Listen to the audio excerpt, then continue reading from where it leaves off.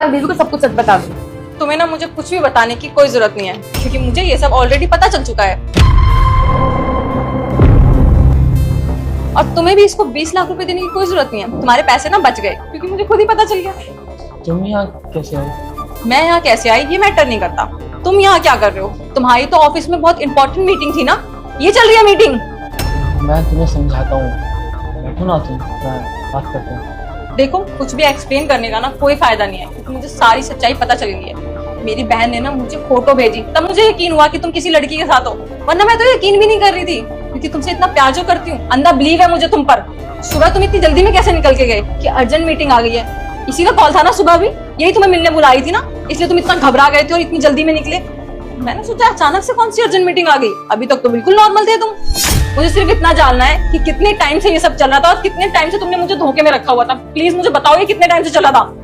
ऐसा कुछ भी नहीं हमारे बीच में, वो मेरे से बस एक बार मैं ड्रंक था और बस एक गलती हो गई, बस वही गलती हुई एक बार, ऐसा कुछ नहीं है हमारे बीच में। ये क्या बताएगा? मैं बताती हूँ। हम लोग अपने मजे से रिलेशनशिप में थे और ये कोई ड्रंक नहीं था।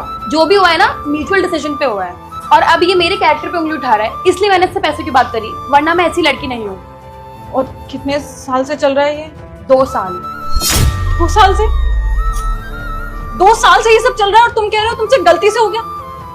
उज्जवल, गलती ना एक बार होती है, बार बार नहीं। और पिछले 2 साल से तुम गलती ही कर रहे हो और बोल रहे हो कि गलती कर रहे हो। 2 साल से तुम मुझे धोखा दे रहे हो, मैं सोच भी नहीं सकती। तुमने मुझे चीट किया, तुमने एक बार भी मेरे बारे में नहीं सोचा कि मैं तुम्हारी कितनी परवाह करती हूँ, तुमसे कितना प्यार करती हूँ, सारा फ्यूचर सोचती हूँ तुम्हारे बारे में। मुझे तो सोचते हुए भी शर्म आ रही है। बेबी, इसके साथ तो मैं बस ऐसे ही था, टाइम पास के लिए।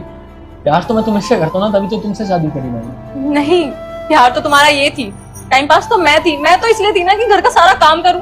घर वालों ने बोला होगा बीवी ले आ, काम करेगी, तेरी मदद करेगी, इसलिए मैं शादी कर ली मेरे से।